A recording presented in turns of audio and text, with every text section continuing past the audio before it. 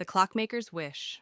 Once upon a time, in the heart of a foggy mountain town named Windmere, there lived an old clockmaker named Thorn. His shop was tucked between towering chimneys and crooked rooftops, filled with clocks of every shape and size. Some whispered lullabies, others ticked with glowing gears, and a few told stories instead of time. Thorn was a man of silence and solitude. No one knew where he came from, only that he arrived in Windmere one winter, with nothing but a wooden cart and a silver pocket watch. Though his hands were worn, his craftsmanship was unmatched, and people traveled from far-off lands to buy his enchanted clocks. But Thorn carried a secret. Every night, after locking the shop and blowing out the lamps, he would open a hidden drawer in his workbench. Inside was a piece of parchment and a broken gear wrapped in velvet. He would whisper a wish over it, always the same one. Bring her back. You see, many years ago, Thorn had a daughter named Leora. She was bright, curious, and full of laughter that made the clocks dance on the walls. But one winter, a strange illness came to Windmere, and Leora fell into an endless sleep. Nothing, not magic nor medicine, could wake her. Heartbroken, Thorn poured his soul into his craft. He began to build a clock like no other, one that could turn back time. For 10 years he worked on it, powered by hope and the wish he whispered nightly. But the final gear, the heart of the clock, refused to turn. One snowy evening, a young orphan girl named Mira wandered into Windmere. She had no family, no shoes, and no name to call her own. The townsfolk turned her away, fearful of strangers. Only Thorn took her in. He gave her warm clothes, a bed above the shop, and food to fill her hollow belly. Mira asked no questions, but spent her days watching Thorn work, memorizing the way his fingers danced over screws and springs. She never touched the clocks, until one day Thorn placed a tiny broken one in her hands. Fix it, he said simply. She did. From that moment, Mira became his apprentice. She learned quickly, her fingers nimble, her thoughts sharp. She could hear what the clocks needed. Thorn, for the first time in years, smiled. But one stormy night, Mira found the hidden drawer. She saw the parchment with faded writing. Time heals, but may it also return. She didn't ask Thorn about it, but she noticed the sorrow in his eyes grow stronger each winter. She watched how he stared at the nearly finished clock that stood taller than a man, its golden arms frozen at midnight. One day, as the town prepared for the winter festival, a cloaked traveler entered the shop.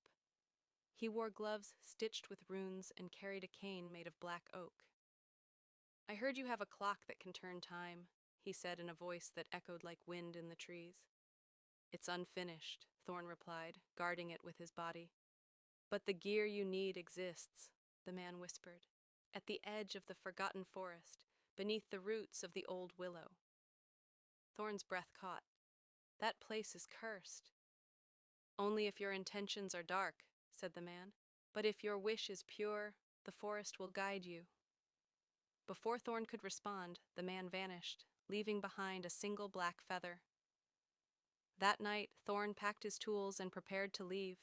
Mira begged him not to go alone. This forest eats people, she said. Let me come. But Thorn refused. If I don't return, the shop is yours now. The clocks will listen to you. And with that, he vanished into the snow. Days passed, then weeks. Mira waited, wound the clocks, and watched the town celebrate as if nothing had changed. On the 13th night, when the moon was hidden and the wind howled louder than wolves, the clock stopped ticking all at once. Mira ran downstairs. The large clock stood glowing. Its frozen arms moved. Midnight struck. The shop door creaked open. There stood Thorn, pale, bruised, but alive.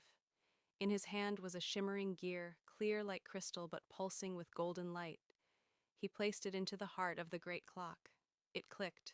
Time around them slowed, then stopped. Mira could hear her own heartbeat echo in the silence. The great clock ticked once, and in that moment, the world shifted. Thorn woke to a warm breeze. He was sitting on the grassy hill where he used to take Leora when she was little. She stood before him, laughing, her hair caught in the wind. "Papa!" she cried. Tears filled his eyes. He embraced her, feeling her heartbeat, her warmth. But in that moment, he realized something. She didn't belong to this time anymore. She looked up at him and smiled.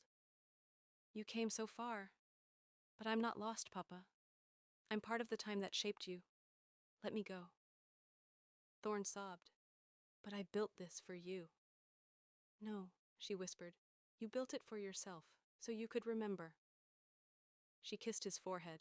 Then the wind blew, and she faded like petals in the breeze. Back in the shop, time resumed. The gear stopped glowing. The great clock's hands returned to midnight. Mira ran to Thorn, who now sat quietly beside it, his eyes closed and peaceful. He didn't wake, but a smile curved his lips. Epilogue. Years passed. Mira became Windmere's new clockmaker. She never tried to use the great clock again, though it still stood proudly in the center of the shop. Children gathered around it and asked her, "Did it really turn back time?" Mira would smile gently and say, "No, it gave someone the chance to move forward."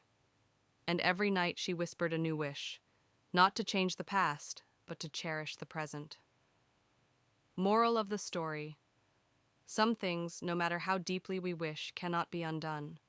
But love lives on, not in time reversed, but in time remembered.